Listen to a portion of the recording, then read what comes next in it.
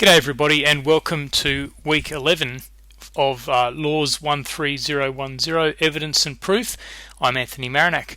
This is the last week of substantive material for this course before we have a review week next week. And in this last week we're going to be looking at opinion evidence, which is the final key area of evidence law that we haven't yet covered. What we're going to be doing this week is, first of all, distinguishing opinion evidence from direct observation evidence. And then we'll talk about the two types of opinion evidence, which are non-expert opinion evidence and expert opinion evidence. We'll look first at non-expert opinion evidence and how it can and can't be used, and then we'll look at expert opinion evidence in somewhat more detail. We'll talk about who is an expert, what sorts of things they can talk about, and what they have to do in order to make expert opinion evidence admissible in the court. So what is opinion evidence? Well, opinion evidence, as we said very early on in this course, is evidence that is based on an interpretation or an inference founded on facts. So, in other words, a person is not simply describing facts to the court, they're actually interpreting those facts or trying to say what they think those facts mean as well. Generally speaking, it's the court's role to interpret facts. Remember, the witness is only there as a delivery system for evidence. The court is only interested in a witness because the witness can provide the court with facts. Generally, it's the court's job to then take those facts and, having had positions put to it by both sides, by the lawyers of both sides, the court will construct a narrative out of those facts which says what the court believes actually happened. As a result, as a matter of course, the court's not terribly interested in the opinions of other people. The court doesn't need to have witnesses to come before the court and explain to the court how it should interpret the facts. The role of witnesses is simply to provide the facts. So that's the general rule. Because this is evidence law, we now have to look at all of the exceptions. There are two general types of opinion evidence. The first is non-expert opinion evidence. Non-expert opinion evidence, or lay opinion evidence, is given by people who have no particular expertise. They're just people like you and me who happen to see something and who are asked what they saw. In most cases, a non-expert is not going to be any more capable than the judge or the jury of placing an interpretation on facts. So generally speaking, the non-expert's role is to say what they saw, give their testimony based on their observations with their five senses, and leave it to the court to make its own interpretations. The other sort is expert opinion evidence. In expert opinion evidence, inferences are attached to facts by an expert who is capable of drawing inferences that the court itself cannot. These are people who have expertise through study or experience which allows them to see a set of facts and draw inferences that are only going to be known to people with that expertise.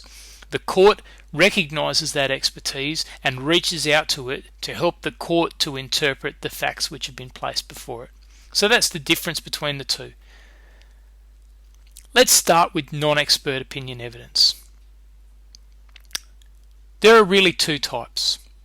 The first type is where the witness simply gives an opinion.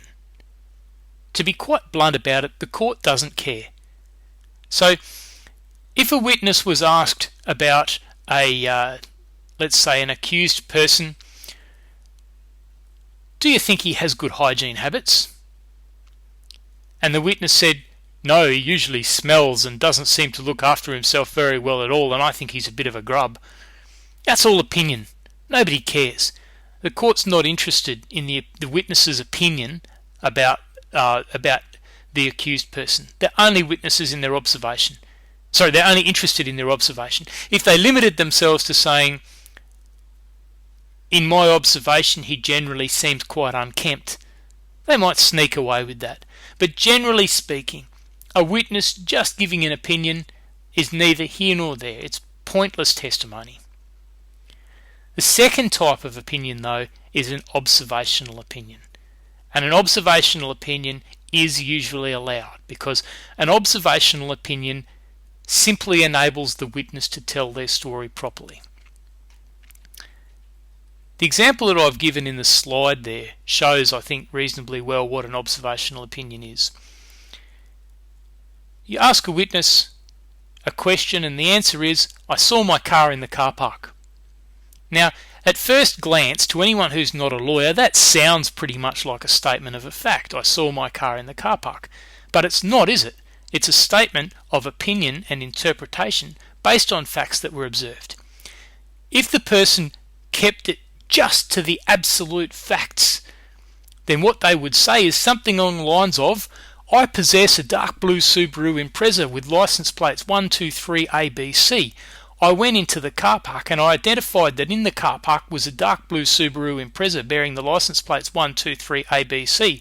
I pressed the button on my key which unlocks the vehicle, which unlocks my car and only my car, and when I pressed the button on that key, the doors unlocked of the dark blue Subaru Impreza 123ABC which was left in the car park. Now that's a statement of sheer fact, and what the witness really means is, I saw my car in the car park.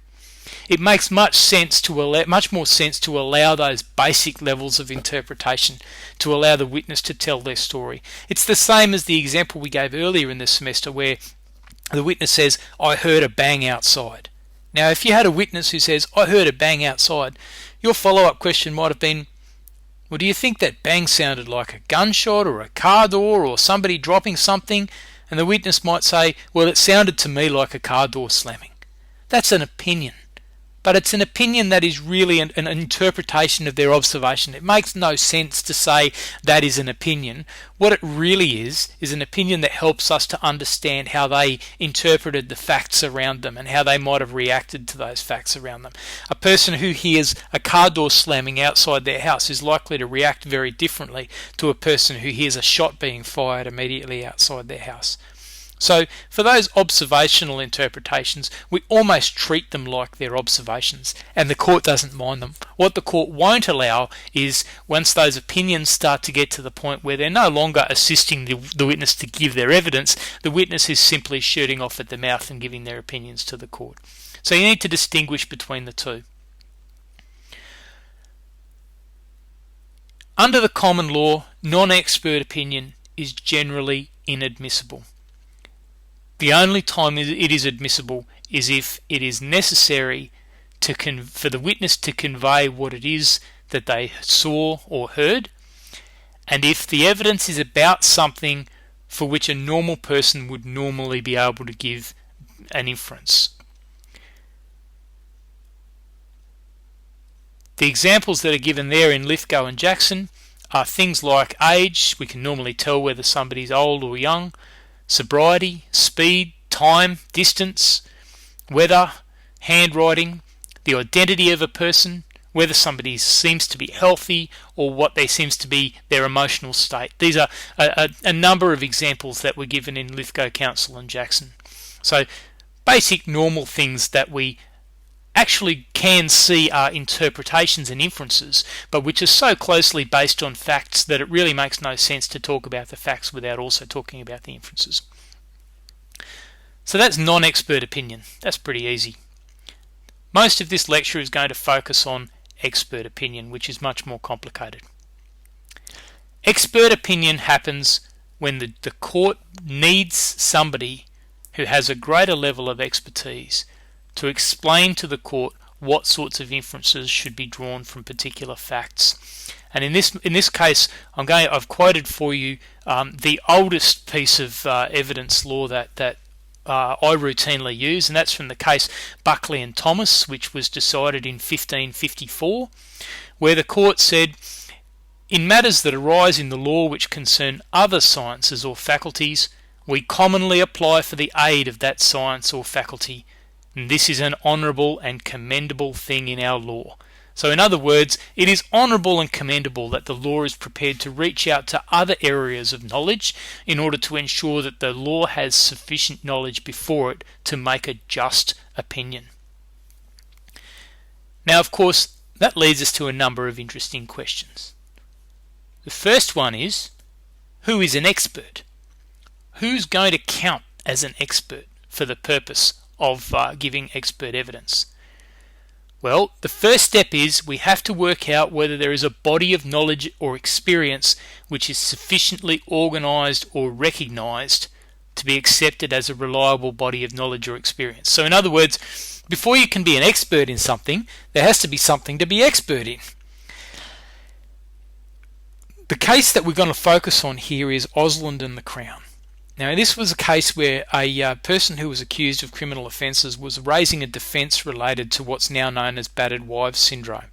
And in order to demonstrate to the court that this syndrome was actually a real thing, they proposed to call an expert witness. And the court had to decide whether battered wives syndrome was a sufficiently organised body of knowledge that somebody could actually be expert in it. And they eventually decided that, yes, this was now a distinct area of psychology in which it was possible to have expertise. There will be some areas of humanity in which it might be quite difficult to demonstrate that a person is regarded as an expert. An example, a very curious example that was given to me is the example of lovemaking.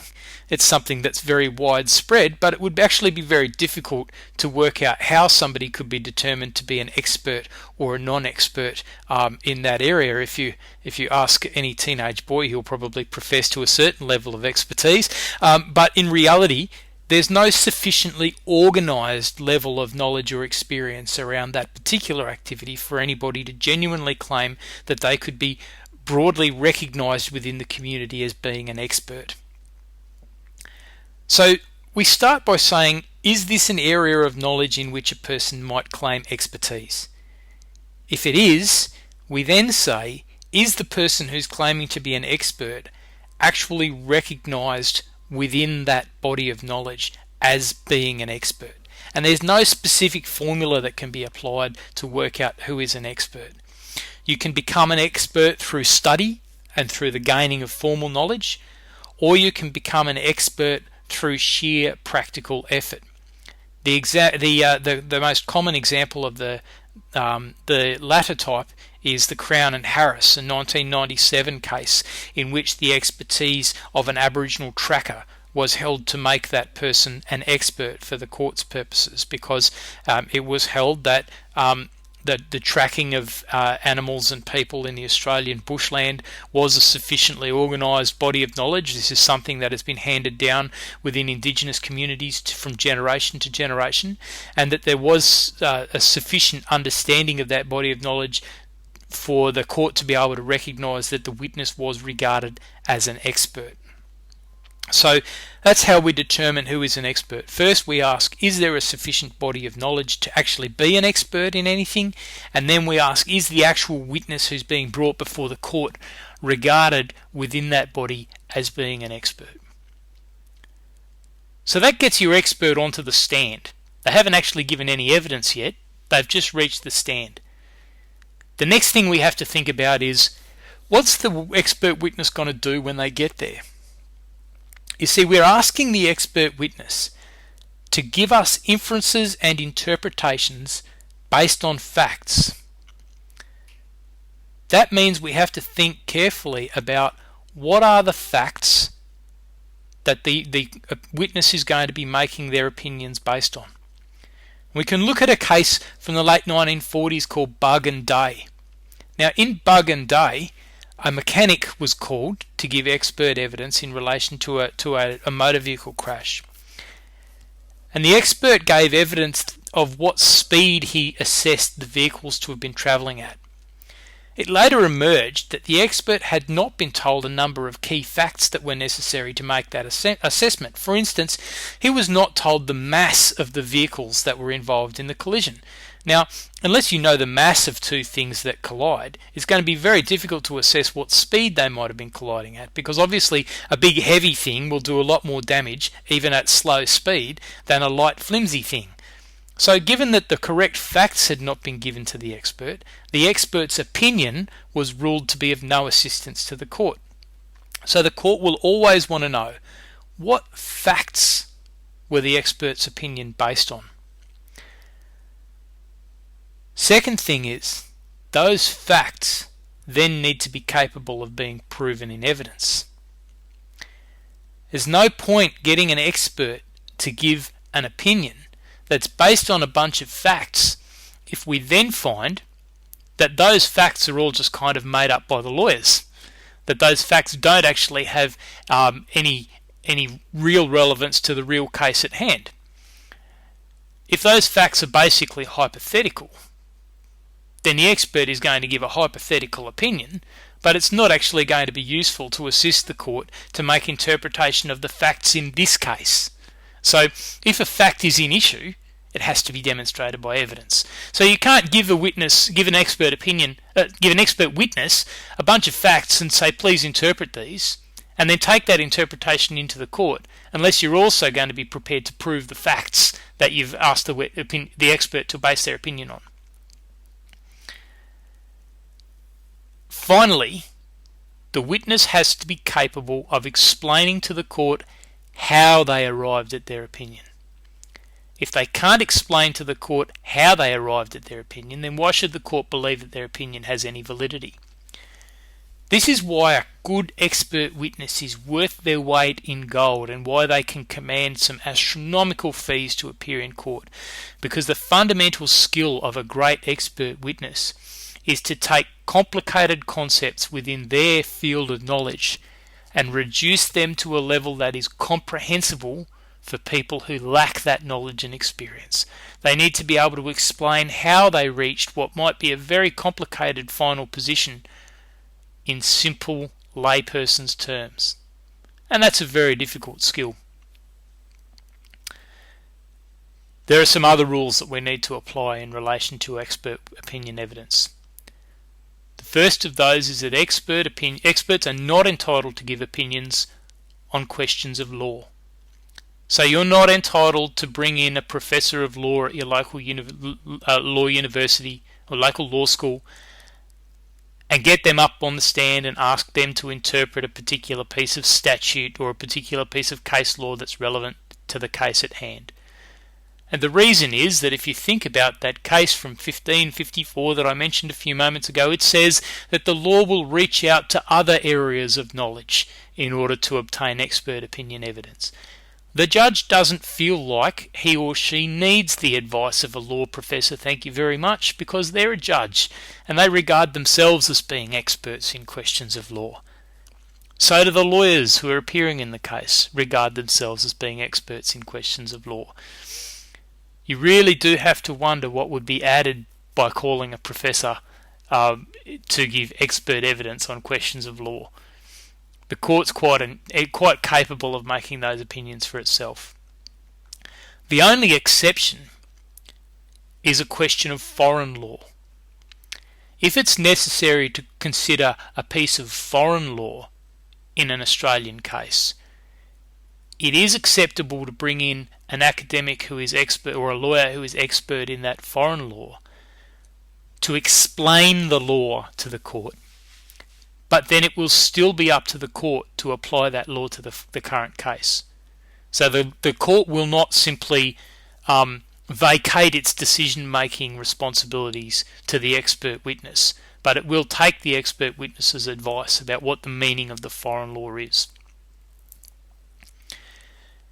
Next thing we want to think about is what happens if you've got two expert witnesses and their views conflict. And this happens all the time.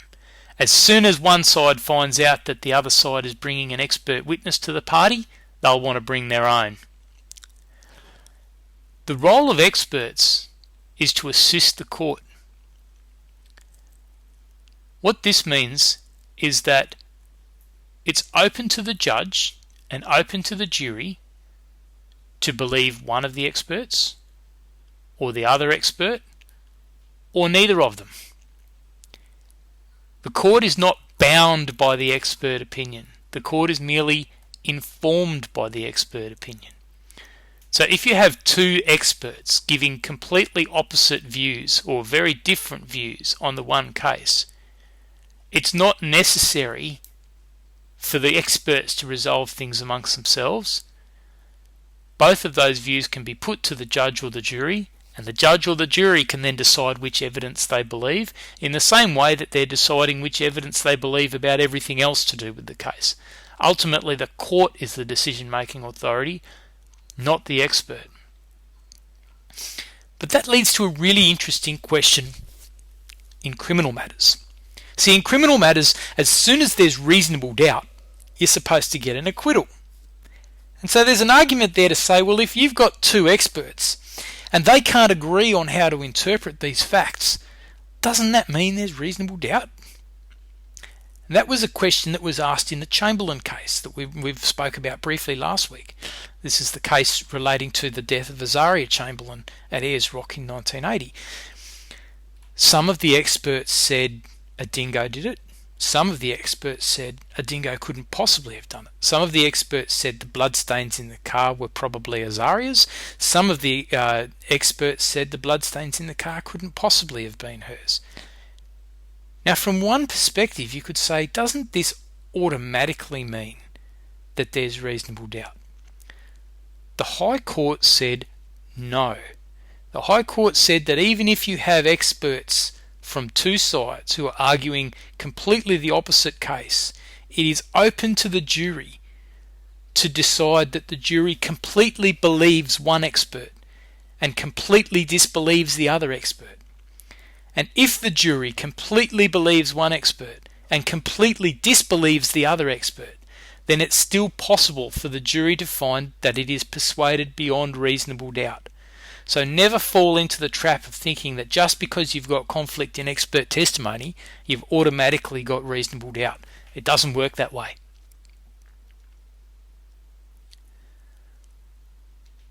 The final common law rule that I want to talk about in relation to expert witnesses is called the ultimate issue rule.